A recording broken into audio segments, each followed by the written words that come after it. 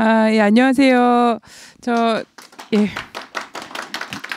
그 개념 있는 여자들의 센수다 라디오 반민특위 정의충만 선이라고 합니다. 반갑습니다.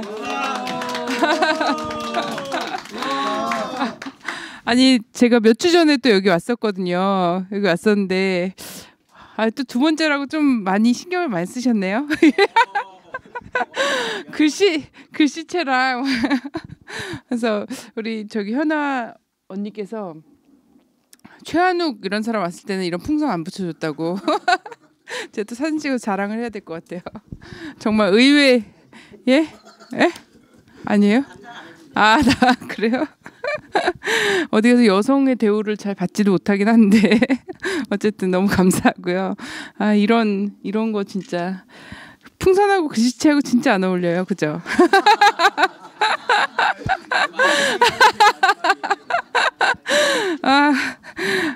제가 오늘은 진보란 무엇인가 이런 거 얘기하려고 하는데 사실 진보란 무엇인가를 제가 여러분들에게 얘기하는 건 진짜 외람된 것 같아요. 왜냐면 다 그 진보에 대한 열망과 이런 것 때문에 이렇게 카페 활동도 하시고 막 촛불 거리에도 나가시고 이렇게 이제 모둠 활동도 하시고 이러고 있다라고 생각하거든요.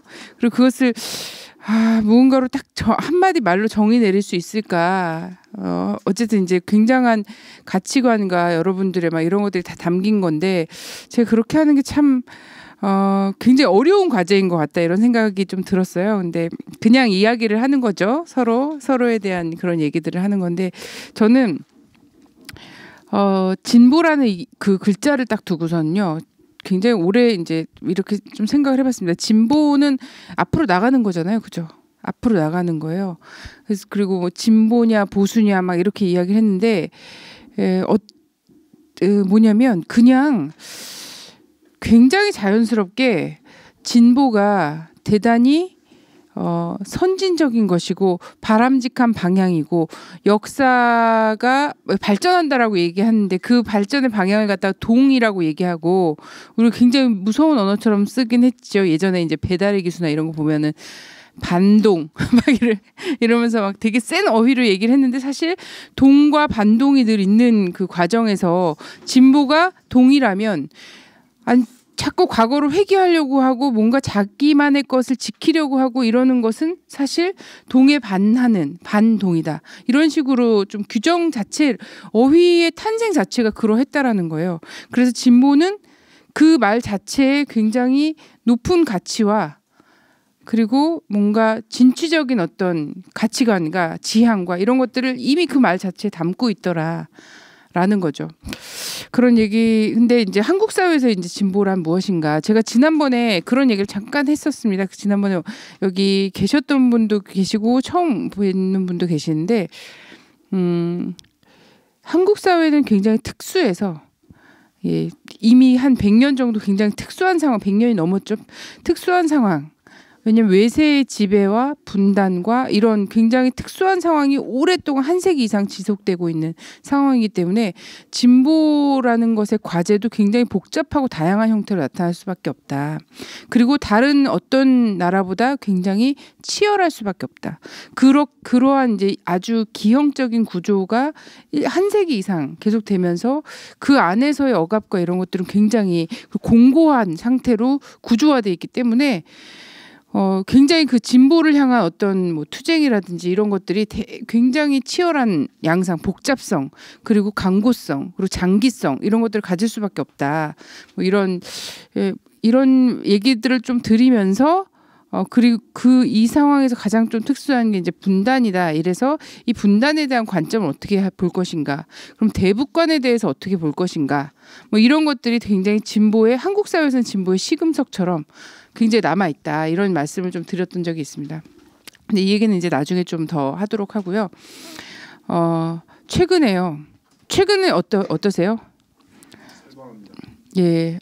이거 이제 한반도 지금 사실 방금 오늘 나온 뉴스도 그렇죠. 남과 북 사이에 그 어떤 연락 그 통신선도 다 끊어졌어요. 오늘부로 다 끊어졌죠. 완전히. 이거는 개성공단과 관련해서도 다 끊어진 상황이 돼버렸죠. 그래서 전체 다 이제 전화 들고 뭐 이렇게 할 수 있는 장치 자체가 없었어요.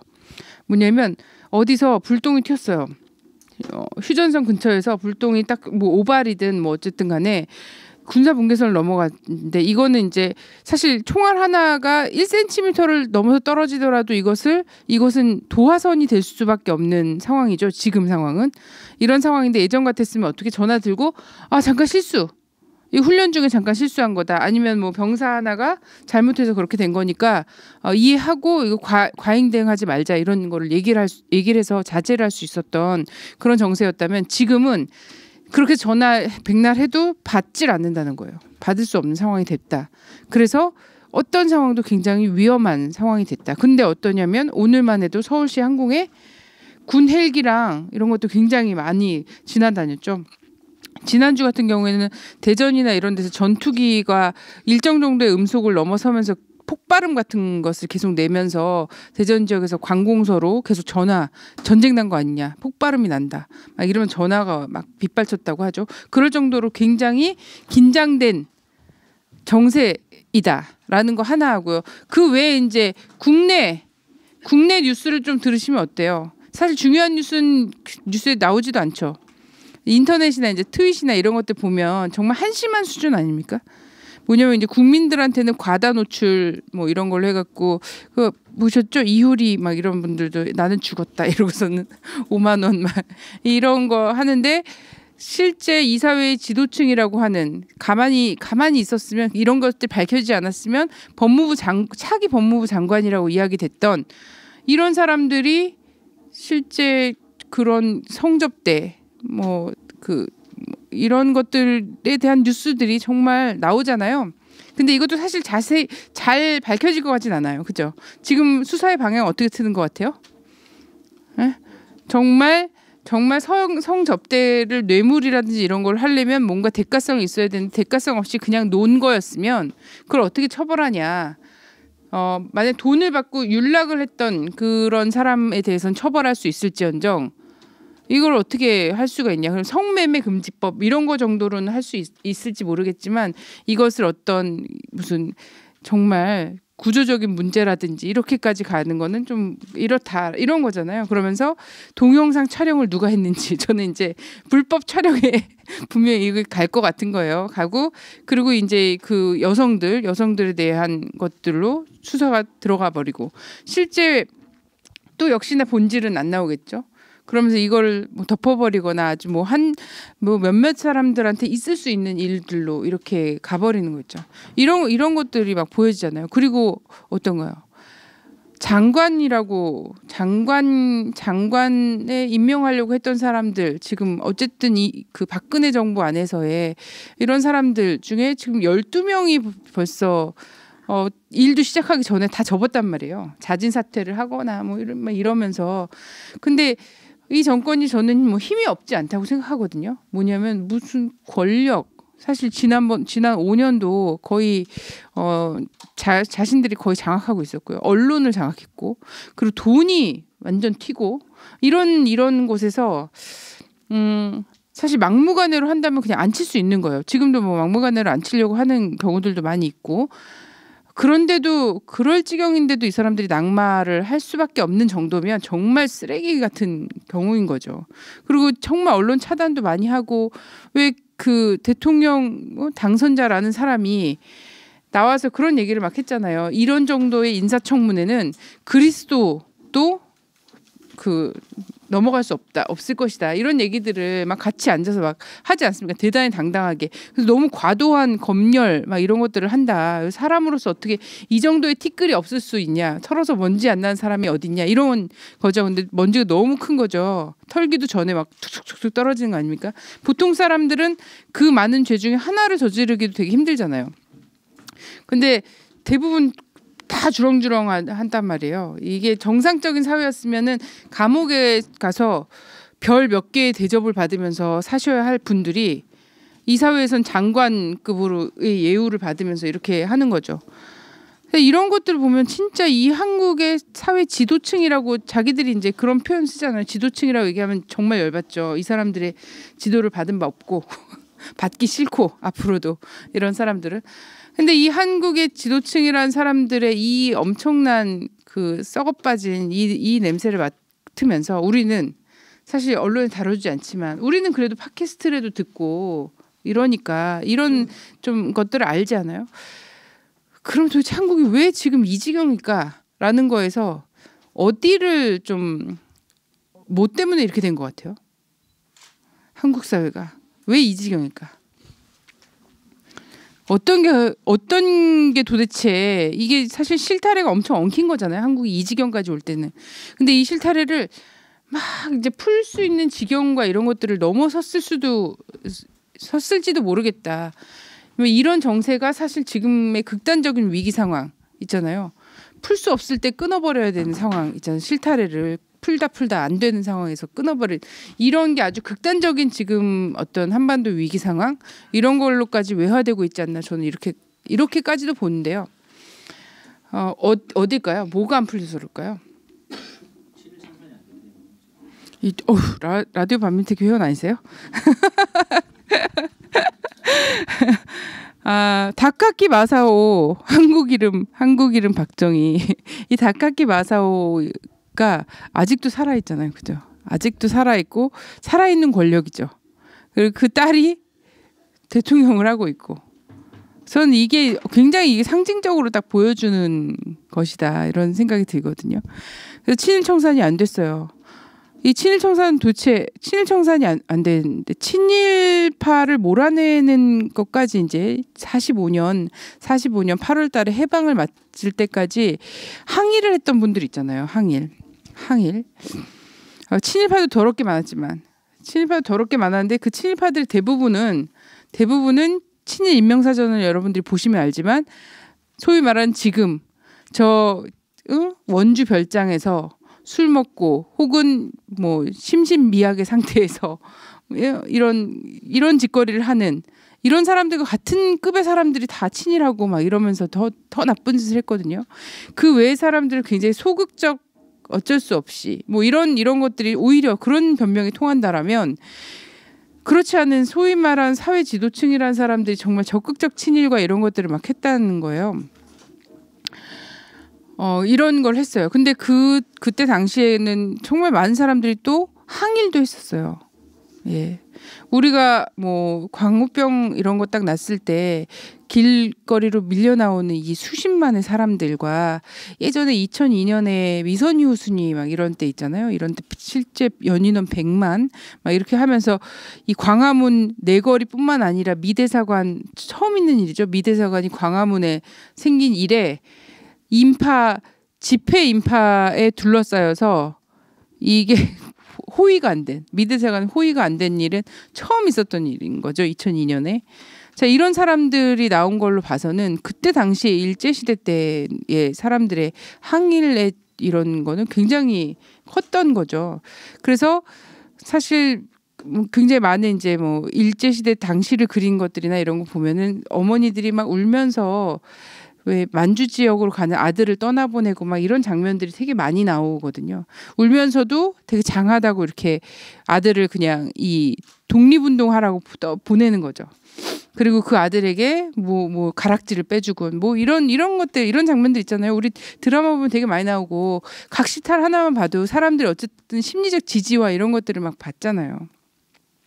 근데 그런 사람들이 그런 항일 이런 것들을 할 때 무엇을 보고선 했을까? 어떤 세상을 그리면서 했을까? 전 이런 거거든요. 우리가 막 안중근 의사 얘기하고 윤봉길 의사 얘기하고 막 이러는데 이런 분들이 무엇을 보면서 어떤 세상을 바라보면서 그때 항일 운동을 했을까? 네, 일제로부터 독립된 나라, 자주권. 네, 자주권의 문제였죠. 결국은 이 자주권의 문제였어. 그 사람들 개개인의 요구는 굉장히 다양했어요. 그 사람마다 되게 다양했어요.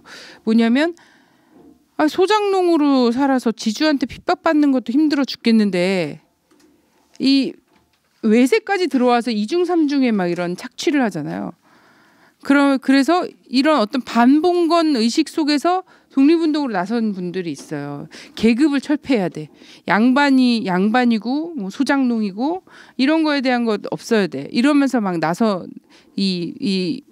뭐랄까 불끈하는 마음을 참지 못해서 어떤 투쟁의 길로 나선 이런 사람들이 또 있는 거고, 여성들 같은 경우에는 이중 삼중의 보통의 우리 그 서민들이 어떤 봉건의 어떤 무게와 그리고 외세 지배의 무게와 이런 것들을 이중의 고통을 받았다면, 여성들 같은 경우는 삼중이죠.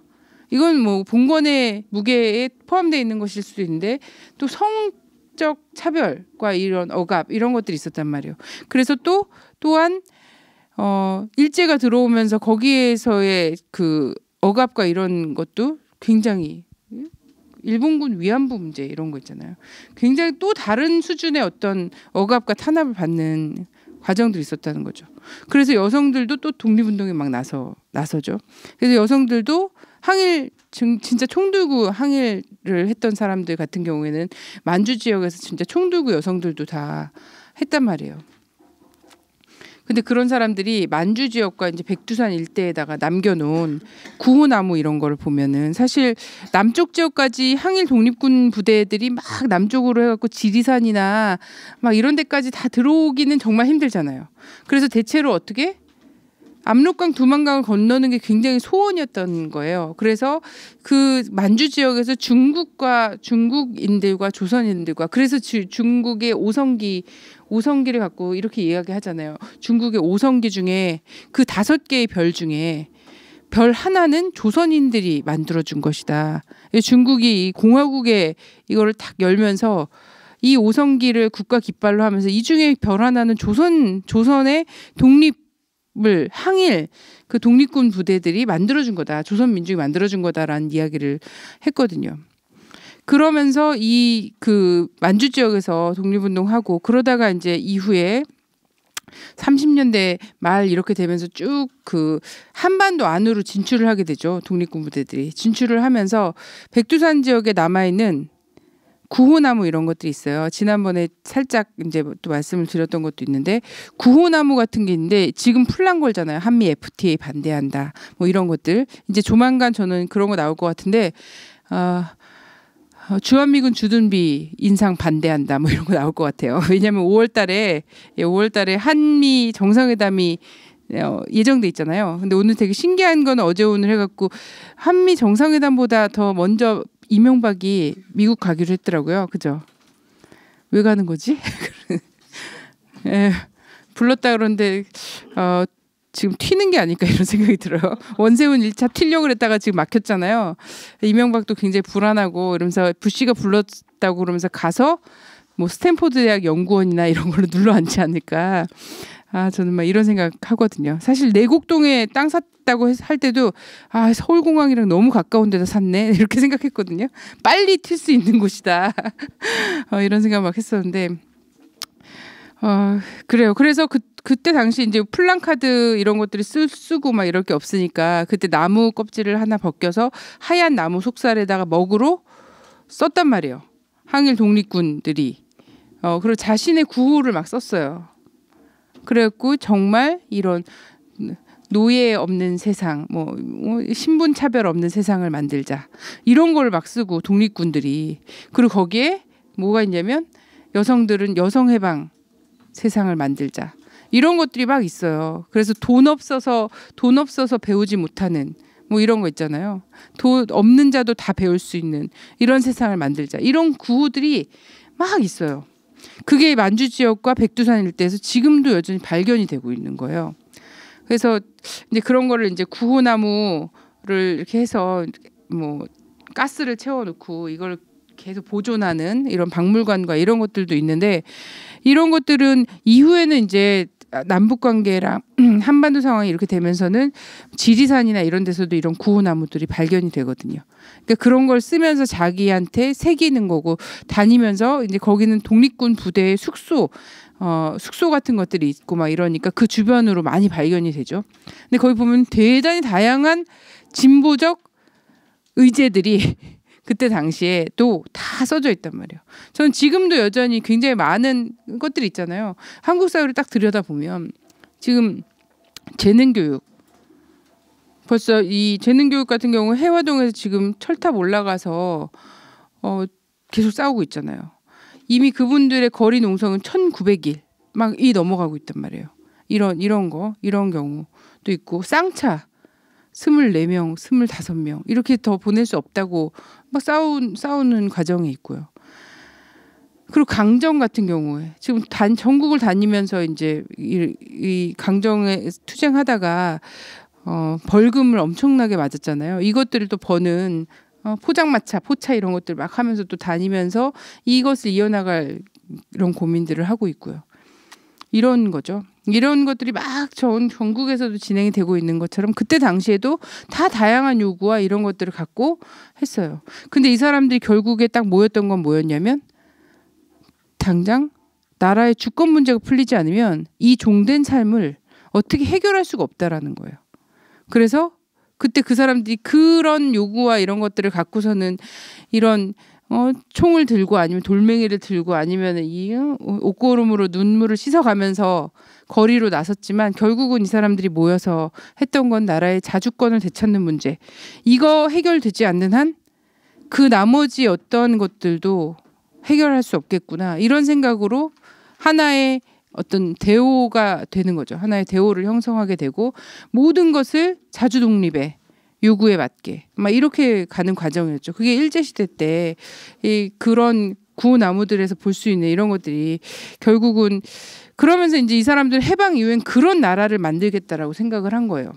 독립의 항일의 의지가 있었던 사람들 그런 나라를 만들어야 한다. 왜? 그런 사람들이 독립운동을 했고 그런 사람들이 되찾은 해방이기 때문에 그 이후에 만드는 나라들은 당연히 남녀가 평등한 사회여야 되고 돈으로 차별받지 않는 사회여야 되고 신분제가 없는 사회여야 되고 막 이런 거였죠. 이런 거였는데 이런 사회를 만들고자 해서 어떻게 했어요?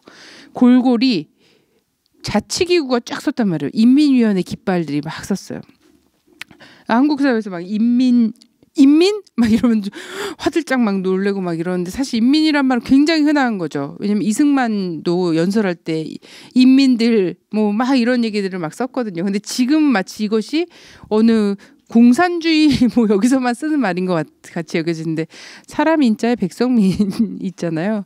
그래서 이때 당시에 정말 구석구석에 다 인민위원회 깃발들이 너무나 그 누군가의 지령에 의해서가 아니라 사람들이 그렇게 40년간이나 외세 지배와 그리고 친일파들의 난동과 이런 속에서 이런 나라가 아니라 다른 나라를 만들어야겠다라는 생각에서 이제 해방된 나라는 이런 나라여야 해 하면서 인민위원회 깃발들을 쭉 쓴단 말이에요. 그 과정에서 뭐 이러저러한 마찰도 있고 막 이랬을지 모르지만 굉장히 정말 순수하게 자주적인 이런 걸로 쫙 쓰는 과정들이 있었단 말이죠. 근데 이 인민위원회도 박살이 나죠. 왜? 거의 미군정이 또 해방과 동시에 미군정이 또 밀고 들어와서 또 다른 외세 일장기가 내려가자마자 성조기가 올라가는 이 상황에서 미군정이 선택한 사람들이 그대로 친일파의 권력을 이어받아서 막 이렇게 가게 되는 거잖아요. 이러면서 이 인민위원회 깃발들은 다 쓰러져 버리게 되죠. 어떻게? 빨갱이들로 다 내몰리면서 이렇게 되어가는 과정들이 있어 버린다는 거죠. 자, 그리고 나서 이제 제가 2011년이죠. 2011년에 나는 꼼수다를 들으면서 진짜 엄청 감격을 했죠. 그리고 그것에 사람들이 막 이렇게 뭔가 만족을 느끼고 그리고 뭔가 길을 찾은 듯하고 막 이런 것에 대해서 고민을 되게 많이 했어요. 아, 이게 팟캐스트 저는 상당히 아날로그한 사람이거든요. 디지털 하지 못해요. 그래서 심지어 컴맹이라는 소리까지 다 들을 지경으로 막 그렇게 되게 한심한 수준으로 막 이런 거랑 되게 친하지 않거든요. 그래서 팟캐스트 방송도 굉장히 늦게 들었어요. 늦게 들었는데 2011년 말에 팟캐스트를 하나 해야겠다 생각을 한 거예요. 그리고 그때 생각한 게 나는 꼼수다 같이 재밌고 뭔가 정보력이 풍부하고 이런 거는 제가 너무 이제 권력의 하층이기 때문에 그냥 민초이기 때문에 그런 건 도저히 얻을 수가 없는 거예요. 주진우 기자나 이렇게 기자라도 하나 이렇게 있거나 이러면 모르겠는데 대신 2012년을 보니까 총선이랑 대선이 다 있는데 총선이랑 대선에 아무래도 박근혜와 친박이 완전 바로를 할 것 같은 거예요. 그러면은 이런 속에서 도대체 우리에게 필요한 건 뭘까 하면서 이제 고민했던 게 2011년 말에 그리고 2012년에는 반민특위다. 그래서 그 예전에 이제 좌절됐던 친일 청산과 관련해서 좌절됐던 이것을 끝까지 물고 늘어지는 그럼 한국 사회에서 굉장히 본질적인 문제인 거죠.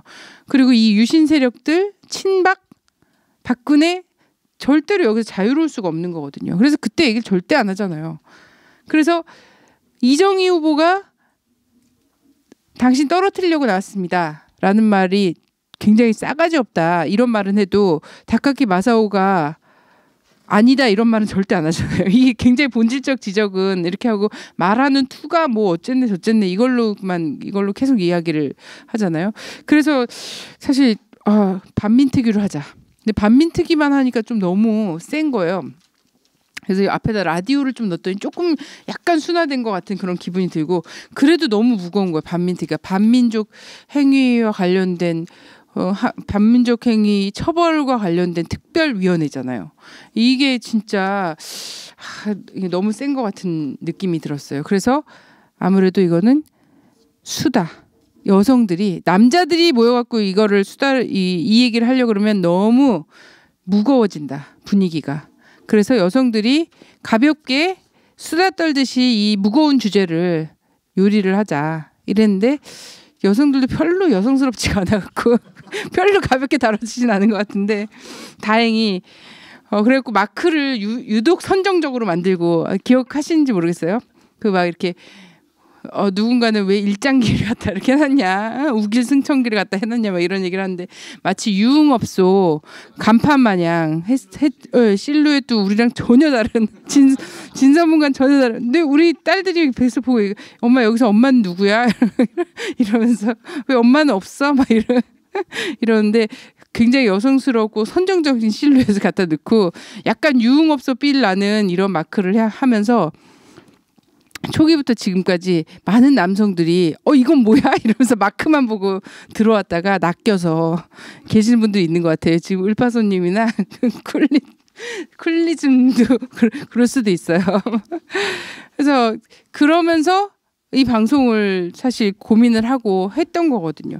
저는 도저히 이제 뭐 다른 팟캐스트하고는 겨룰 수 없고 그냥 이 한국 사회의 아주 근본적인 문제가 주권의 문제라는 것을 인식하는 하고 공유할 수 있는 다만 사실 제가 이제 막 학생운동도 하고 이후에 나와서 막 감옥살이도 하고 또 나와서 사회운동도 하고 막 이러면서 유인물을 정말 어디 가서 농성 막 20일 동안 박혀서 농성도 해보고 이러면서 유인물 하루 종일 밥 먹고 하는 거랑은 유인물밖에 안 뿌리는 이런 걸 해본 적도 있지만 사실 한 사람이 만장 뿌리는 건 정말 거의 그냥 정말 기적적인 일이더라고요. 예, 기적적인 일이고 막 이런데 그래서 아주 꿈을 소박하게 가졌죠.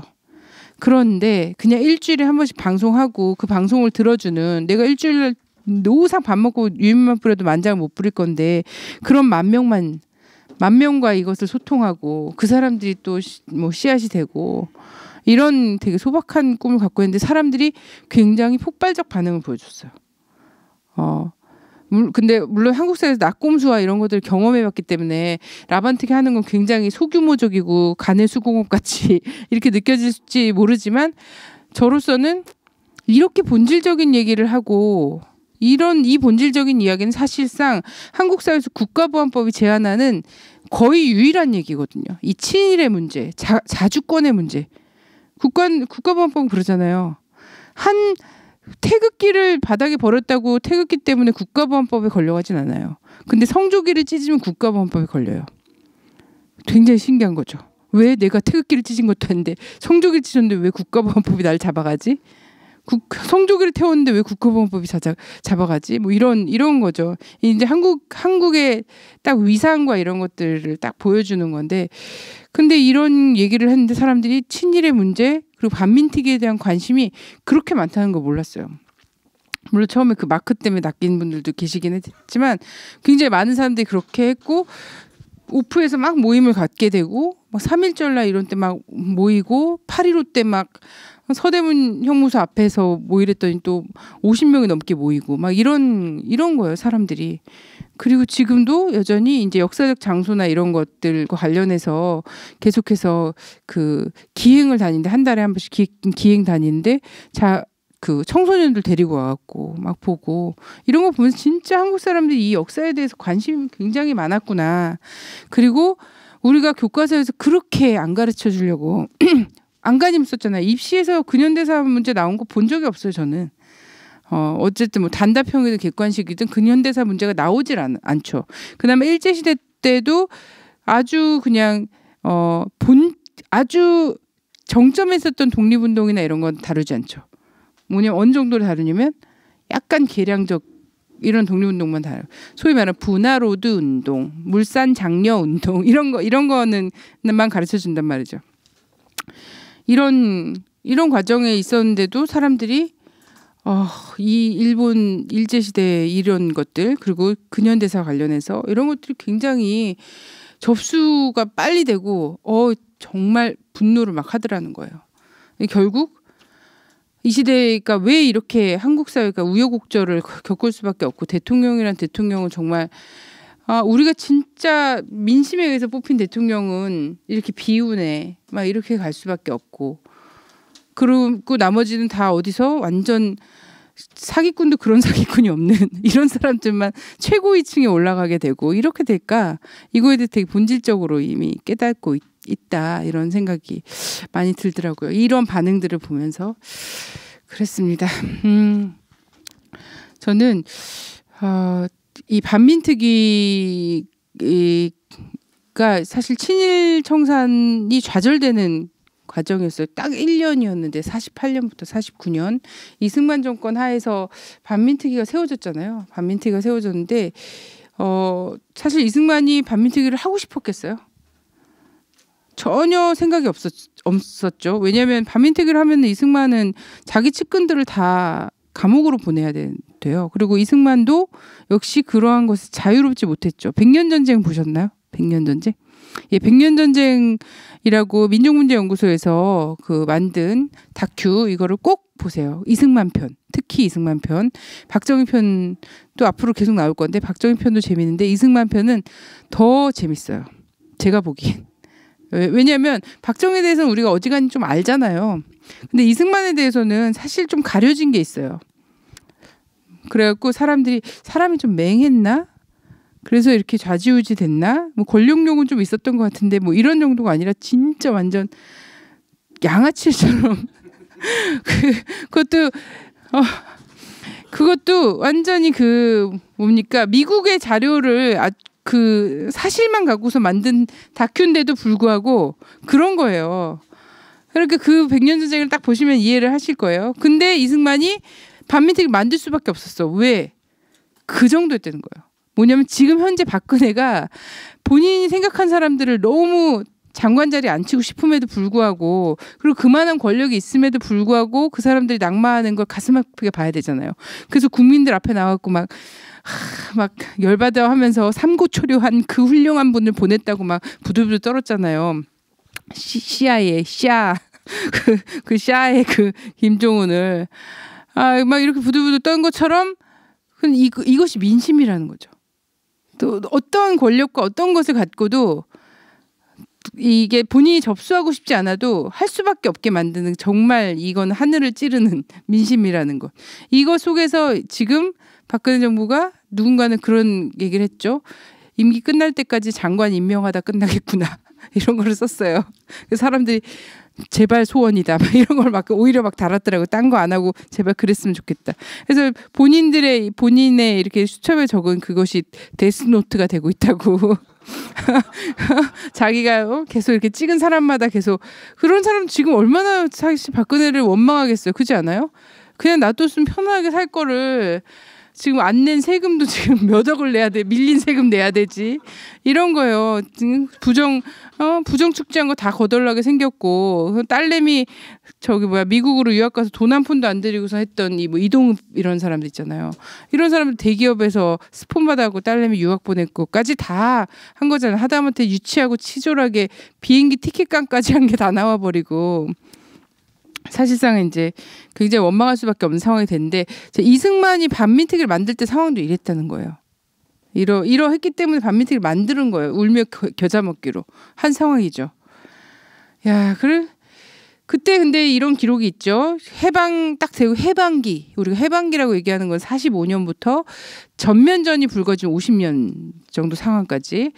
한국 전쟁은 45년부터 있었죠.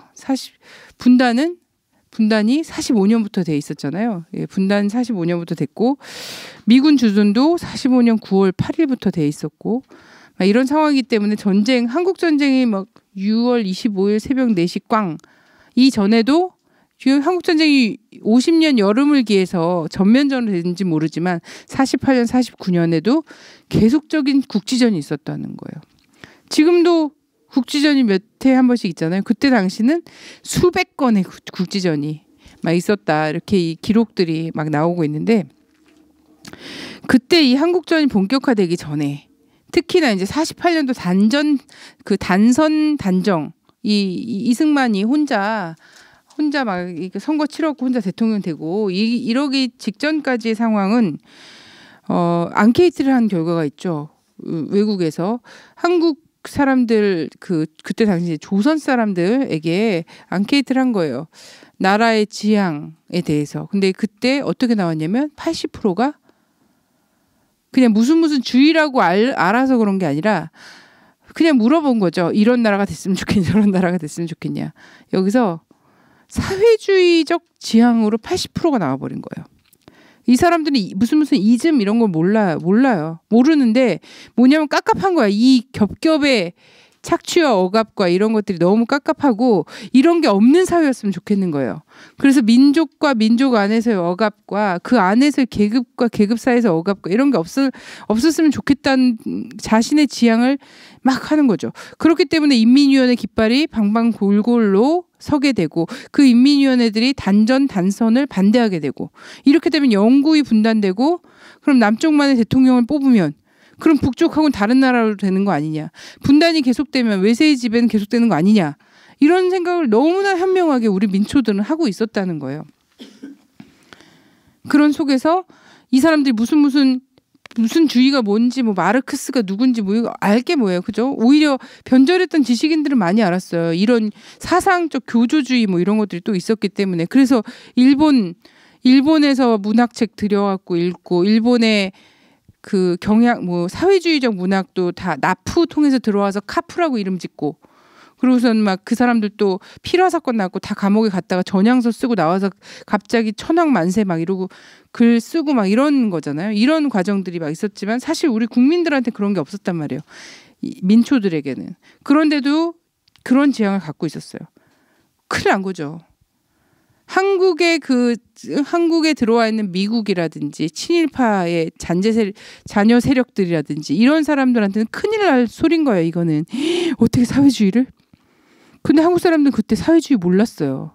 어떻게 사회주의를 하는 이 사람들조차도 사회주의가 뭔지 몰라.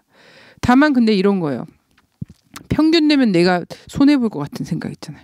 사회주의는 왠지 평균을 낼 것 같은 이런 거 있잖아요. 근데 가진 사람 거를 뺏어갖고 뭔가 나눠줘야지 될 것 같고 이런 공포심에서 공포심을 막 자극을 했죠. 그러면서 빨갱이들은 다 내 걸 다 뺏어가네 뭐 어쩌네. 그래서 사실 우리는 지금도 공산주의가 뭔지 잘 모르잖아요.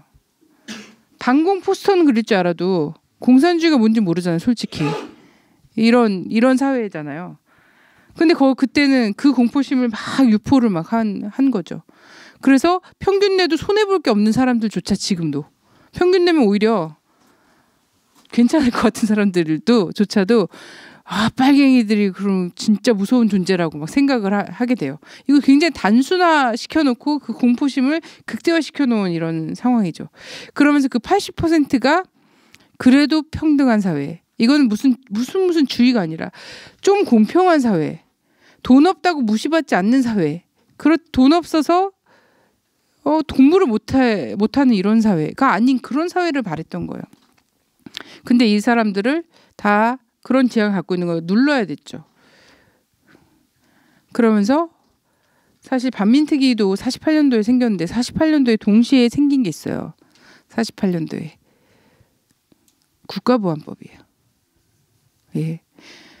반민특위를 허락은 해줬지만 허락을 해주고 이랬지만 사실상 반민특위를 빨갱이로 몰아붙일 수 있는 법적 제도적 장치까지 같이 만든 거예요. 그게 바로 48년도에 날치기 처리한 거죠. 그때 소장파들 국회 재헌의회였잖아요. 처음에 막 만들어진 이런 사람들 중에는 반민특위 위원들도 막 있었잖아요. 위원들도 있고 그리고 실제 독립운동 뭐 이런 거에 자기 정당성을 갖고 있는 사람들도 의원이 돼 있는 사람들도 있었단 말이에요. 이런 사람들은 찬성하지 않았죠. 그렇지만 날치기 처리됐어요. 왜? 지금 나라가 어쨌든 분단되어 있는 상황이잖아요. 그때도 이 나라가 어쨌든 분단되어 있는 상황이라는 나라가 분단되어 있는 상황인데 나라의 법이 아직 만들어지지 않았는데 그러니까 그만큼 급했던 거예요. 법이고 나발이고 하나도 없이 단정만 한 거야. 사람들 쳐 죽이고. 48년도에 일어났던 대표적인 사건이 4.3이잖아요. 자, 제주도 강정에서 자꾸 제2의 4.3이다 막 강정 해군기지 막 하는 사람들이 육지에서 군 병력이 가고 육지에서 전투 경찰들 막 보내고 막 이러면은 4.3 이후에 처음으로 육지의 병력이 지금 강정에 들어왔습니다. 제2의 4.3입니다. 막 이런 얘기들을 막 하거든요.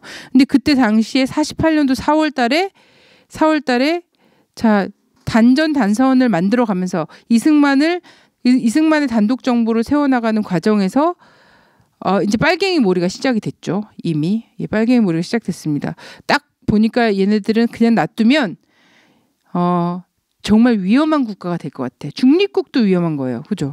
중립국도 굉장히 위험한 상태. 미국 입장에서 보기에. 근데 아무래도 그렇게 될 것 같은 거예요. 왜냐하면 누군가의 지배를 받는 걸 몸서리치기 싫어하는 애들인 거야. 일제시대 40년간의 이 반작용이죠. 그러니까 누군가의 지배를 받지 않으면 그때는 미국 편이야 소련 편이야 이걸 편먹고 전 세계가 막 갈라지는 판이었기 때문에 중립국을 표방하고 막 나갈 것 같은 거예요. 그러면 이러면 곤란해지는 거죠. 그래서 이런 약간 중립적이고 균형 감각이 있는 사람들조차도 다 빨갱이로 몰아버려야 했죠. 근데 이 중립적인 사람들조차도 어떤 걸 바랬냐면 단서는 안 돼.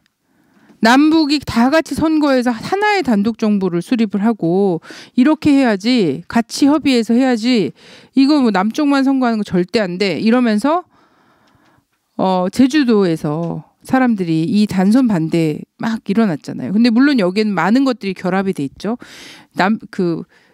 뭐 서북 청년단 이런 우익 요즘으로 말하면 있잖아요. 막 가스통 끌고 다니는 그죠. 용역 깡패 뭐 이런 거 하는 사람들이나 이런 사람들이에요. 그래서 뭐 트윗에 몰려다니면서 막 빨갱이라고 욕하고 툭하면 막 북으로 가라고 막 이러는 사람들 있잖아요. 이런 거 하는 사람들. 그런 사람들이 제주도에 가고 또 사람들을 엄청 막 함부로 죽이고 이랬거든요. 이런 거에 대한 반발과 이런 것들이 복합적으로 나타났죠. 그리고 3.1절 행사하는데 경찰이 애기를 막 발로 막 밟고 막 이런 일이 벌어졌어요. 이런 것들을 보면서 이제 도민들이 확 열받으면서 여기서 정치적 구호가 자체가 이제 단선을 반대하는 걸로 쭉 갔단 말이에요. 그래서 제주도에서 12만의 제주도민 중에 3만 명을 죽였죠. 지금도 4사람 중에 1명이 죽은 거예요. 지금도 제주도 가면 4월, 5월 달에 모든 제사가 엄청 몰려 있어요. 집안에 1명은 죽은 4인 가족 중에 1인은 죽은 거예요. 뭐 이런 역사를 거치면서 그러면서 반민특위를 얼마나 하기 싫었는데 그냥 해준 거예요. 이게 다 동시대에 48년에 일어난 일인 거예요. 근데 거기서 유일하게 역사의 정방향과 맞아떨어졌던 것은 반민특위 건설 말고는 없었던 거죠. 그리고 이렇게 개별적으로 제주도를 완전 폭도로 몰아갔고 그 뒤에 배후에는 평양이 있다. 그때도 지금 평양이 있다라고 그때도 그렇게 얘기를 했어요. 지금도 5.18 5.18에 이게 모호하듯 실체가 모호하다고 얘기를 하는 사람들이 막 장관 청문회 나왔고 5.18의 실체가 모호하다 그러고 5.16이 혁명이라고 얘기를 하거나 아니면 대답할 수 없습니다 이렇게 얘기를 하거나 막 이런 사람들이 앉아 있잖아요. 그래서 4.3 때 그렇게 그런 과정들이 있어요. 저 예전에 그래서 저는 그 48년 상황 굉장히 중요하다 이렇게 생각을 하거든요. 예전에 큰 넓괴라고 제주도에 밑에 땅굴 같은 거예요. 거길 가봤어요. 큰 넓괴는 뭐냐면 이렇게 좁은 그 제주도의 이제 화산암이잖아요. 거기에 이제 이렇게 밑으로 들어가는 굴이 있어요. 굴을 들어가면 안에 이제 괴짝 안처럼 생긴 좀 크고 넓은 괴 같다. 이래 큰 넓괴라는 이런 방공 투소 같이 생긴 이런 데가 있거든요. 근데 방공호처럼 생긴. 근데 거기는 이제 자연 동굴 같은 거죠. 그래서 사람들이 제주도 그 4.3 때 당시에 거기를 들어가서 피난을 하고 있었던 거예요. 왜냐하면 다 토벌령이 떨어졌으니까. 토벌은 뭐야? 양민 뭐 하여튼 민간인이고 뭐고를 가리지 않는 거예요. 적이다 아니다 판단이 안 되는 거예요. 전 전쟁 그런 거라 생각해요. 막 지금도 뭐 전쟁 한번 하자고 막 골프채로 전쟁할 것처럼 난리치는 사람도 있잖아요. 골프채로 전쟁 다 이긴 것처럼 난리치는 사람도 있는데 사실 전쟁은 적군과 아군과 양민과 안양민을 가리지 않아요. 뭐 양민이 아닌 것 같으면 이 사람은 양민이 아니야. 양민이 아닌 것 같으면 죽여도 되나? 근데 포탄에는 특히나 B-52 같은 그 핵폭격기가 떨어뜨리는 그런 포탄은 그런 걸 구분하지 않는다는 걸 전혀 모른다는 거예요. 현대전에 이런 것들 잘 모르고. 근데 하여튼 그때 당시에 이 현대전도 아닌 4.3 제주도 도민을 향한 것에 토벌령이 떨어졌거든요. 그럼 뭐야? 집을 다 불태워야 돼요. 한라산으로 올라갔어요, 사람들이. 그리고 그런 곳을 찾아서 기어 들어갔어요. 제가 거기 들어갔거든요. 거길 기어서 들어가 봤어요. 제주도의 대학생들이랑 같이 들어갔는데 정말 제가 조금만 더 뚱뚱했으면 거길 들어갈 수가 없을 정도로 완전히 가는 곳이었어요. 거기를 막 기어갖고 들어가서 후레쉬를 켜고 들어갔지만 나중에 껐거든요. 껐는데 정말 그런 칠흑 같다라는 게 정말 옆에 바로 앉아있는데 하나도 보이지 않는 거죠. 빛이 없는 상태잖아요. 하나도 보이지 않는 그런 상태였어요. 그리고 거기서 이제 불을 켜고 봤을 때는 그때 사람들이 쓰고 남은 바가지, 깨진 바가지, 그리고 한쪽 편에는 변기로 쓰려고 땅을 이렇게 파놓은 거 있죠. 그게 이제 화장실 거기 있는 거예요. 근데 그 안에서 아기 엄마들이 아기를 데리고 그 안에서 밥을 해 먹고 그러면서 있었어요. 그리고 밖에서 토벌이 딱 왔다라는 소식이 들리면 어떻게 하냐면 아기를 울음소리가 안 나게 하려고 이렇게 하고 있다가 아기가 죽고 쥐식해 죽고 이런 얘기가 제주도엔 비일비재해요.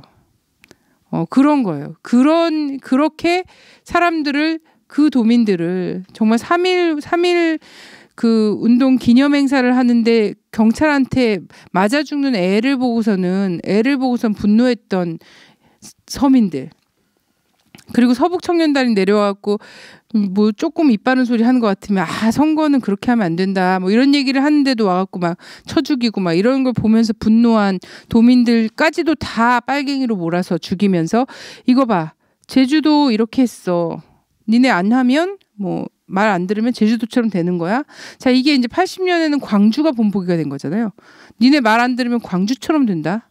그러면서 광주를 완전 폭도로 몰아버리고 이게 48년도에는 봄에는 바로 제주도에서 벌어진 일인 거죠. 그리고 나서 이제 뭐 반민특위를 아무리 세워봤자 이게 잘 됐겠어요. 그리고 48년 12월 달에 국가보안법을 만드는데 형법이 없으니까 형법이 그때 아직 만들어지지 않았어요. 한 국가에 형법이 만들어지지 않은 상태로 쭉 가는 거죠. 근데 이 형법이 만들어지지 않았다는 걸 이유로 해서 뭐냐면 형법이 만들어지지 않아서 시급하게 질서를 유지해야 되잖아. 국가 안보를 지켜야 되지 않습니까? 치안 유지를 해야 되지 않습니까? 근데 이 안보와 치안 유지는 사실은 진짜 적을 향해서 있지 않다는 거예요. 내부를 위한 심리전적인 성격이 되게 큰 거죠. 한국이 진짜 전쟁 준비를 해요? 한국이 전쟁 준비를 하고 전쟁을 치를 수 있는 어떤 이런 것들이 있나요? 없어요. 전쟁이 발발하는 그 순간부터 전시작전권 자체가 없는 나라잖아요. 그건 그 다음에는 이제 더 확전을 할 것인가 말 것인가 이거는 미국의 의사에 따라서 가버릴 수밖에 없는 상황이라는 거예요. 근데 지금도 혼자서 전쟁 다 할 것처럼 백두산에 갔다가 태극기 꽂을 것처럼 막 얘기하잖아요. 근데 그때도 이런 건 하나도 없이 국민들 단속에 바빴다는 거죠. 그러면서 만들어낸 게 뭐냐면 형법이 만들어질 때까지 시급한 질서 유지를 위하여 한시적 특별법으로 국가보안법을 만들겠다라는 거였어요. 그럼 뭐냐면 형법이 만들어졌으면 국가보안법은 없어져야 된다는 거예요. 한시적 특별법이었으니까. 근데 그게 지금도 살아있다는 거예요. 이 한시적 특별법이. 근데 그 형법은 또 얼마나 무겁게 만들었냐면 거기에 원세훈이 지금 해당되잖아요. 내란죄. 원세훈 형법 위반이죠. 국가보안법 정도로는 한시적 특별법으로는 다스릴 수가 없는 사람이죠. 왜냐하면 완전 대선 자체에 개입해서 이렇게 한 거잖아요. 그래서 내란죄라든지 간첩죄라든지 이런 거 다 형법에 다 들어있다는 거예요. 이런 게 다 들어있는 거고. 근데도 국가보안법을 여전히 남겨놓죠. 그리고 어떤 법보다 더 그 위에 가 있는 이런 법을 만들어 놓은 거죠. 이 한시적 특별법이 지금까지도 살아남아서 사람들을 끌고 가고 감옥에 갖다 놓고 그리고 사람들을 위협하고 막 이러는 걸로. 근데 더 무서운 건 이 국가보안법의 정신이 지금도 살아서 뭔가 이렇게 얘기를 하면 이거 빨갱이네, 종북이네 이러면서 아직도 국회에서 이 사람의 사상이 조금 이상할 것 같다라는 추측만으로도 국회의원 제명, 뭐 그 자격 심사, 뭐 이런 걸 한다고 막 그러고 있잖아요. 여기에 대해서 또 뭐 많은 이런 것도 있을 수 있는데 이것도 또한 49년도 그 상황이랑 너무나 닮아 있는 상황인 거예요. 지금 현재 벌어지고 있는 통합진보당의 두 국회의원과 관련된 자격 심사. 그러면서 혹자는 이건 부정선거 때문에 그러는 거지 빨갱이기 때문에 그런 게 아니다라고 얘기를 하고 혹자는 새누리당은 오히려 되게 솔직하게 얘기하죠. 새누리당 같은 경우에는 종북이다. 종북 쟤네는 해산해야 된다. 이렇게 그렇기 때문에 얘네들은 자격심사를 하는 거다라고 얘기하는 거고 종북인 것 같고 근거가 있고 증거가 있으면 차라리 국가보안법으로 고소 고발을 하든지 이상한 거잖아요. 그래서 이 사람들이 뭐 갑자기 뭐 광화문 내거리에서 무슨 막 만세를 부르거나 아니란 사람들을 따귀를 때리면서 북이 최고다 이렇게 막 주장을 했다거나 이러면 이제 국가보안법과 형사 처벌을 막 이렇게 할 수 있겠지만 그렇지 않은 상황에서 이제 얘 머릿속이 사실 엄청 새빨개 이러면서 이제 갖다 들이대는 것 자체가 좀 웃기는 건데 이걸 이제 또 변호해 준다고 몇몇 국회의원들은 그런 얘기를 하거든요. 지금 종북 때문에 그런 거 아니고 부정선거 때문에 그런 겁니다. 이렇게 또 변호를 하는 사람들도 있어요. 근데 문제는 이석기, 김재현 통합진보당의 남은 의원들과 관련해서 부정선거로 이걸 혐의를 밝히기 위해서 한국의 모든 공안 검사와 이런 정치 검사들이 다 붙어서 13만 명의 당원 명부까지 뺏어가고 서버까지 압수수색해서 그래갖고 털었는데도 부정선거가 안 나온 거 아니에요. 그래서 기소를 못한 거 아니에요. 오히려 얘네가 부정선거 주범이야. 다 같이 우리 후보자 자격 내려놓자 이렇게 얘기했던 막 그러면서 선동하다가 안 되니까 탈당한 사람들이 오히려 걸려서 지금 막 감옥에 가 있잖아요. 부정선거 진짜 한 거지 여기가. 이런 상황이 있는데 이게 사실상 49년에 국회 뿌락지 사건 두 차례에 걸친 국회 뿌락지 사건이 있었단 말이죠. 그래서 국회 안에 빨갱이가 있어. 그때 이제 국회 뿌락지 사건, 국회 간첩 사건 뭐 이런 식으로 얘기한 거죠. 그때도 굉장히 신기한 거잖아요. 한 사람 잡았대요. 우리 한국도 지금도 그러잖아요. 뭐냐면 뭔 일이 터졌는데 얼마 전에죠. 방송국 서버가 다운되고 농협과 신한은행 뭐 이런 데가 뭐 또 이렇게 다 해킹을 당했다고 그러면서 그게 이제 북의 짓이다 막 이런 얘기를 막 했는데 그러더니 갑자기 어디서 중국에서 뭐죠? 음식점에서 일하던 인가 하여튼 북의 해킹 요원이 중국의 음식점에서 일하다가 잡혀서 한국에 와 있다는 거예요. 이런 얘기들 하잖아요. 근데 그때 국회 프락치 사건 내에서도 누가 있었냐면 박물장수를 하는 어떤 여자가 잡혔는데 그 여자가 간첩이었다는 거야. 근데 그 여자가 들고 있었던 명단에 국회의원들 누구누구가 나왔다는 거죠.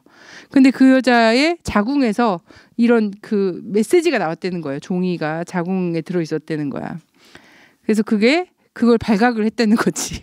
되게 놀라운 소설, 이런 놀라운 일이었어요. 그래갖고 그거를 해외에서도 굉장히 심각한 사안이고 막 이래서 그거 한번 보자 이랬는데 이 사람은 끝내 이 재판의 증인으로도 한 번도 출석하지 않고 다른 재판으로 사라졌어요. 사라져 버렸어요. 그러면서 이 사람들 그냥 다 그 간첩이 돼갖고 전부 서대문 형무소에 다 들어가 있었어요. 다. 근데 1심 끝나고 2심이 진행 중이었나? 그때 전쟁이 터졌죠. 전쟁이 터지면서 감옥문이 열렸어요. 왜 서울이 수복이 엄청 서울 수복이 3일? 아니 이후에 이제 군인들이 다시 올라오기 전까지 또 이렇게 막 이런 시간들이 있었잖아요. 그때 이제 열린 거죠. 그래갖고 막 독립운동가들 막 이런 사람들 막 또 나와갖고 막 이러다가 이 사람들 또 얼결에 또 다 북으로 가고 막 이러는 거예요. 그래서 그때 당시에 그 반민특위 해산과 국회 뿌락치 사건과 이런 거 관련해서 서대문 형무소에 있었던 사람은 한 명도 남아있지 않아요. 남쪽에. 남아있지 않고 다 월북한 걸로 돼 있죠. 월북 혹은 납북으로 돼 있죠. 그때 열려버렸으니까. 그러고도 이제 한국에서는 이거 되게 난감하기 때문에 가서 뭐 숙청이 됐다, 뭐 어쨌다 저쨌다 이래갖고 실제 근현대사 문제는 또한 이 남북 문제가 풀리기 전에는 또 몰라요. 그 사람들이 어떻게 됐는지 이런 거 하나도 모르는 상황이 되는 거예요. 그래서 왜 남쪽에 있다가 월북한 사람들도 있고 북에 있다가 월남을 택한 사람들도 있고 막 이렇잖아요. 이런 사람들에 대해서 그 이후의 삶이 어땠는지 이런 것들을 하나도 모른다는 거지. 이렇게 된 게 있어요. 그 반민특위도 사실상 그것을, 그리고 국회 뿌락치 사건도 그것을 자기의 일로 증명해 줄 사람들이 별로 남아있지 않은 거예요. 근데 한국은 어땠냐면 이러한 이 사상 공세와 이런 것 속에서 어느 정도였냐면 이렇게 간첩 하나를 어쨌든 만들어낼 수 있다는 거예요. 제가 라디오 반민특위에서 예전에 원정화 사건 한번 되게 그 국가보안법 관련해서 다루다가 원정화라고 왜 미녀 간첩 해갖고 사실 얼굴 보면 별 미녀도 아니라고 되게 사람들 충격받아 했는데 그 국군 장병들이 왜 이렇게 좋아한 거야? 막 이러면서 그런데 하여튼 그런 게 있는 거잖아요. 또 한 명이 딱 만들어지고 그 사람이 접촉했던 많은 사람들이 뭐 하여튼 정보원으로서 역할을 한 것처럼 되고 이런 사람들이 완전 폐가 망신하고 막 이렇게 되는 과정들이 있는데 이렇게 만들어내는 거 그리고 몰아가는 거죠. 몰아가는 거 이런 것들이 보여진단 말이에요. 48년 49년에 그랬고 2012년 2013년에 역시 지금 현재 진행형인 이런 상황이 되는 거죠. 굉장히 아주 비슷하지 않아요? 정말 이러면서 사실 지금 서북청년단이 그때처럼 총을 들고 다니는 사람을 죽이진 않지만 앞으로 이제 좀 분위기 봐서 또 그럴 수도 있겠죠. 예. 그렇진 않지만 이제 온라인상에서 완전 여러 번 죽이잖아요. 사람을 여러 번 죽이고 막 이런 일을 하는데 앞으로 사회 분위기가 어떻게 됐냐에 따라서는 이 사람들의 행동 양상이나 이런 것도 굉장히 많이 달라지고 할 건데 한국의 국회 수준이나 언론의 수준이나 이런 것들은 그때나 지금이나 굉장히 똑같다는 거예요. 왜? 본질적인 문제가 풀리지 않았으니까. 친일 청산, 자주권의 문제. 자주권의 문제가 풀리지 않았기 때문에 계속 이런 마름짓을 하는 사람들이 계속해서 생겨나고 이 사람들이 권력을 계속 유지할 수밖에 없다라는 거예요.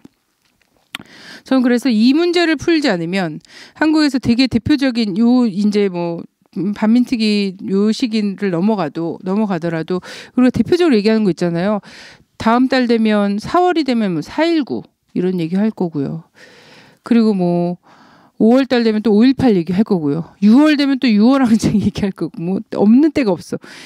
그리고선 나중에 이제 10월이나 이런 때 가면 이제 부마항쟁이나 이런 것들도 있고요. 이런 많은 투쟁과 이런 것들이 쭉 있었어요. 그러면 8월이면 통일투쟁이 극에 달하잖아요. 또 이 광복절을 전후해서 이런 것들이 막 있는데 이런 것들 정말 작은 어떤 동네에서 재개발과 관련된 철거와 맞서는 뭐 이런 과정에서도 사람들한테 내돌리는 건 다 뭐냐면 제 빨갱이래 이 말이에요. 내 집을 지키겠다고 막 이렇게 하는 거에도 이 사람이 뭘 이런 걸 사실 빨간 책 이런 거 받겠어요? 응? 이런 거 보고 막 이런 것도 아니고 그냥 정말 부당하게 느껴져서 한겨울에 쫓겨난 게 부당하게 느껴져서 철거에 반대하는 이런 것들을 하는데도 저 사람 빨갱이래 이런 말을 막 내돌리면서 고립시키고 그리고 나중에 이 사람을 린치를 가하고 감옥으로 끌고 가고 막 이런단 말이죠. 근데 좀 더 YH 여공들의 투쟁 그때 뭐 신민당사 막 이렇게 하고 점거하고 이때도 사실 다 빨갱이였잖아요. 그리고 막 똥차 갖고 와서 똥물 뿌리고 막 이럴 때도 이것도 다 빨갱이기 때문에 당연히 받아도 되는 얘기들이었던 거예요. 그리고 지금도 5.18에 대해서 다른 얘기가 구체적으로 그때 당시에 이 사람들이 무엇을 원했고 어떤 정말 사람들이 두들겨 맞는 걸 보면서 광주 시민들이 다 일어났던 이 과정을 이성적이고 되게 상식적이고 이런 수준에서 알길 바라지 않아요. 그냥 무조건 빨갱이들의 난동, 폭도 이거라고 딱 하려고 하죠. 4.19 때 사람들이 외쳤던 게 뭐예요? 부정선거 이게 다 나왔잖아요. 부정선거가 막 나오고 사람이 죽어서 떠오르고 막 이러는 판인데 사람들이 어떻게 그런 걸 다 참겠어요. 거리로 나왔지. 거리로 나오면서도 이제 그 구호 중에서도 가자 북으로 오라 남으로 만나자 판문점에서 이런 구호들이 막 나오고 이러면서 이 사람들 또 빨갱이라고 딱 쫙 몰아가고 이런 과정이 있었잖아요. 그래서 전부 다 이런 모든 탄압을 하나마다 다 가로막는 논리가 뭐냐면 분단 이데올로기라는 거예요. 이것이 극복되지 않는 한 우리의 그 진보적 과제 굉장히 많은 과제들이 있단 말이에요. 환경적 측면에서 있고 여성운동의 측면에서 또 있고 복지와 관련된 많은 이런 것들이 담론들이 또 다 있고 근데 이런 것들이 큰 차원에서는 이 분단 냉전 이데올로기를 넘어서지 않으면 푸는 게 너무 힘들어지는 거예요. 결국은. 그래서 이것과 관련해서는 정말 실제 자기의 자리가 어디건 간에 이 문제와 관련해서 단합돼서 그 나라의 자주권 문제를 빨리 푸는 방향에서 그리고 그러면서 각자의 어떤 자리에서 자기가 생각하는 지향한 진보적 의제들을 갖고 장애인 운동 이런 것들도 다 하고 이렇게 좀 풀어나가야 풀린다라는 거죠. 분단을 그대로 두고서는 정말 한 걸음마다 격파당하는 이런 거다. 저는 이렇게 생각을 하고요. 그래서 한국 사회의 진보는 그래서 이 문제를 넘어서지 않으면 안 된다. 근데 이 문제를 사람들이 꼭 이렇게 말로 막 정리하고 4.19를 들여다보고 5.18을 들여다보고 이러지 않아도 너무 잘 알고 있어요. 그게 뭐냐면 전국적 범위에서 촛불 집회가 벌어지고 그리고 평소에 자기가 미국을 좋아하는지 싫어하는지 잘 몰랐었지만 어쨌든 민족적 자존심에 막 자극을 받아갖고 막 이런 게 있었잖아요. 이게 2000년 이후의 일이에요. 2000년 이후의 일이고 미선이 후순위 때 그죠. 그리고 한민자가 등장했어요. 그 2004년 총선 그때 시기였죠. 대통령 탄핵을 막 했을 때 이때 2002년에 한번 했고 2004년에 했었고 그리고 2008년 광우병 쇠고기 이거잖아요.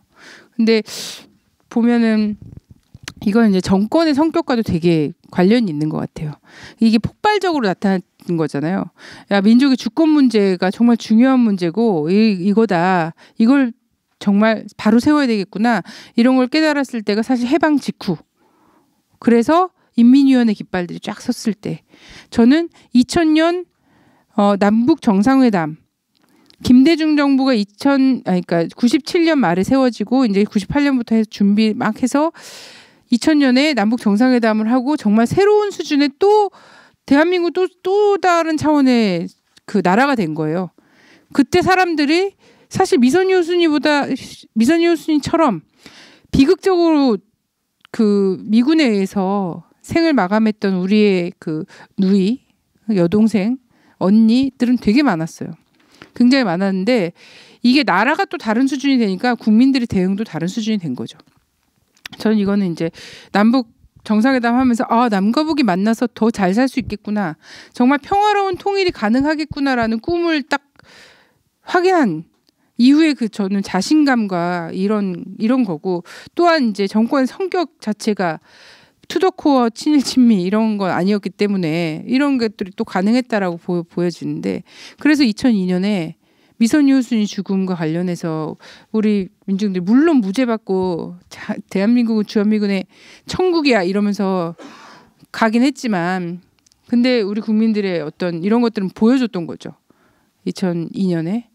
근데 이제 2008년에 광우병 쇠고기 이렇게 딱 하면서 좌절하고 나서는 지금 우리는 어쨌든 계속 가슴속에 불씨를 갖고 있는데 이걸 어떻게 피워야 될지 진짜 모르겠는 상황인 거죠. 막 기회를 막 기다리고 있잖아요. 누가 불을 땡겨줄 것인가? 누가 광장에 불을 땡겨줄 것인가? 그러면 난 횃불을 들고 나갈 텐데 막 이러면서 다 지금 막 이러고 있는 거예요. 근데 이게 5년 넘어서 앞으로 또 5년? 이런 좀 깝깝한 게 있는데 길어야 5년이죠. 아주 길면 5년이 될 거라 생각하고 그렇습니다. 그러면서 이제 그러했던 그래서 사람들이 다 알고 있다라는 거예요. 이 주권 문제를 풀리지 않는 한 우리가 얘기하는 진보적 의제를 실현해 나간다는 것이 각계격파에서 한다는 것이 얼마나 힘든 일인가라는 것을 사람들은 다 알고 있고, 그것이 어떤 시대와 이런 것과 딱 맞아 떨어진 순간 확 폭발적으로 이런 것들이 딱 나타날 수 있을 정도의 어떤 우리 경험과 준비 정도는 다 되어 있다라는 거죠. 예, 저는 그렇게 또 생각을 하고요. 근데 이런 거에서 이 나라의 자주권 문제를 우리가 이렇게 깨닫고 그동안 그렇게 이제 말소시키려고 막 노력을 했던 거지 않습니까? 식민지 백성으로 길들이길 바랬을 거 아니에요. 식민지 백성의 특징은 이런 거라고 보거든요. 자기 자신의 힘을 믿지 못해요. 자기 자신의 힘을 믿지 못하고 꼭 누군가에게 기대해서 무엇을 할 수 있다라고 생각하는 그것은 자기 삶에 있어서도 그렇고 사회를 운영하는 데 있어서도 그렇고 내 나라가 살아가는 데 있어서도 쟤네가 그래도 봐주니까 우리가 이만큼 할 수 있는 거 아닐까 이런 생각을 하게 해요. 그거는 개인의 삶에도 그렇게 비쳐요. 자기 자신의 힘을 믿지 못하고 누군가에게 계속 의지해. 이게 제국주의가 식민지 백성들을 길들이는 최종 목표라고 생각하거든요. 근데 이건 뭐냐면 인간성 자체를 말소하는 거나 다름이 없어요. 저는 혹시 그런 생각 해보셨어요? 사람이 정말 위대하다 이런 생각 해보셨어요? 어떤 것 같아요? 사람은 때로는 정말 쓰레기 같기도 하지만 사람은 정말 위대한 존재 자체가 저는 대단히 위대하다고 생각해요. 그리고 굉장히 이성적인 어떤 제어를 할 수 있어요. 누군가와 더불어 살고 자연과 더불어 살고 그러면서 상승 효과를 내는 방향에서 할 수 있는 진정성과 선함을 갖고 있는 존재다라는 생각을 하거든요. 저는 그래서 정말 동물 중에 유일하게 세계를 지배하잖아요. 지배가 좋은 말, 아주 좋은 의미에서 어떻게 사람에게 맞는 개발을 막 자신의 어떤 거에 이익에 맞게 개발을 해요. 근데 여기서 이제 개발해서 막 더 나와 막 개발하고 막 이러면 결국 자신들을 침해하는 거기 때문에 그건 제대로 이제 인간의 공동체 지향과 이런 것들을 제대로 발현시킨 것이 아니다. 이거는 자본의 지향일 뿐이죠. 근데 저는 인간은 그렇다고 보지 않거든요. 본성적으로 어우러져 살고 그리고 더 유익한 방향에서 자연을 개발할 줄 알고 제도를 만들어낼 줄 알고 자기 자신을 계속해서 선한 존재로 갈고 닦을 줄 아는, 막 방치하지 않는단 말이에요. 자기 자신을. 이런 존재라고 생각해요. 저는 정말 비행기 타고 가면서도 그런 생각 막 했어요. 진짜 어떻게 이런 걸 만들었지? 사람은 정말 훌륭해. 정말 위대해. 아니 누군가는 계속 그런 하늘을 날고 싶은 이런 거를 막 욕망을 갖고 있다가 결국은 한 거잖아요. 예, 참 그래. 근데 이 사람들이 가장 엄청나게 그 분노하고 사람들이 분노하는 순간 뭘까? 저는 이런 거예요. 마치 사람이 자본의 이익과 사람의 이익을 동일시한 존재인 것처럼 계속 세뇌를 한단 말이에요. 그래서 사람은 자기 자신에게 이익이 있어야지 움직이는 존재야. 이거 굉장히 이제 자본주의적인 인간관이죠. 근데 그 이익 자체가 어떤 거냐면 이익이라는 게 꼭 돈으로 계산하는 이익이 아닐 수 있다는 거예요. 사람이 자신에게 이익이 되는 거를 갖고 이렇게 움직이는 존재야라는 거에서 자신에게 이익이 된다는 건 그건 하나의 보람일 수도 있고 굉장히 공동체의 따뜻한 어떤 인간적 분위기와 이런 걸 수도 있고 이런 거에 감동하고 사람은 그거에 따라서 움직일 수 있는 존재라는 거를 그 이익이라는 거를 돈으로 환치시켜 버려요.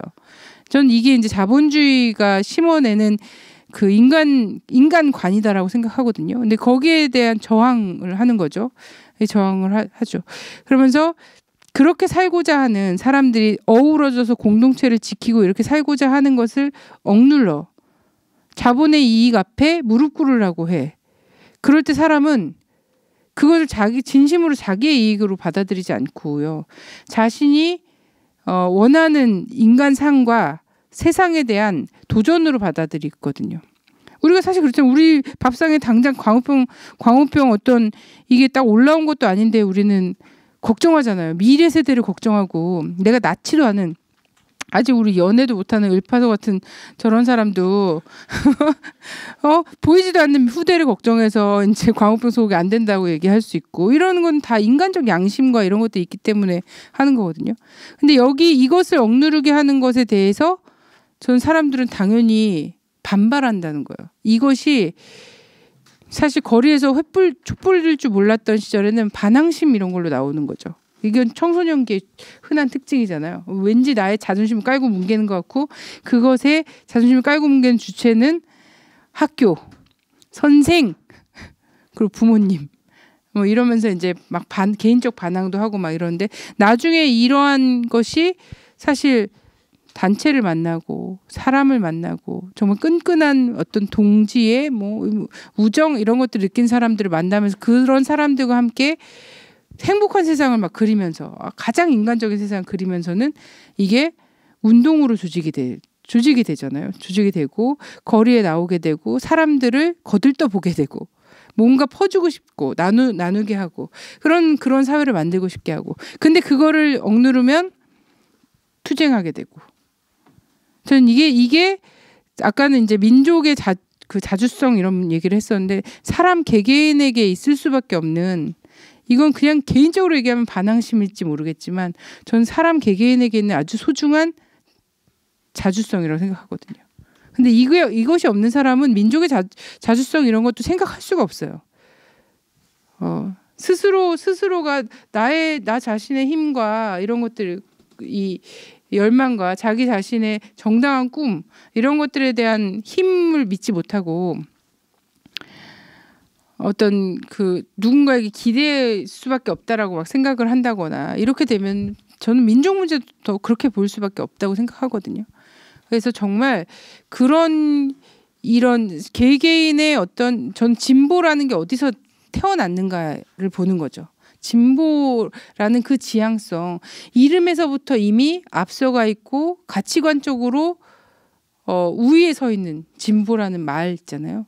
이 진보라는 개념이 어디서 태어났는가? 이건 사람들이 계속해서 가장 인간답고자 하는 자주성에서 태어난 그 열망이라고 생각을 하거든요. 그래서 그런 것들을 지키고 자기 자존감을 지킬 수 있는 사람들은 진보의 각 영역에서 그러한 꿈들을 계속 읽어나갈 수밖에 없다. 저는 이렇게 생각을 합니다. 혹시 질문 있으시면 질문이나 이런 거 있어요. 고맙습니다.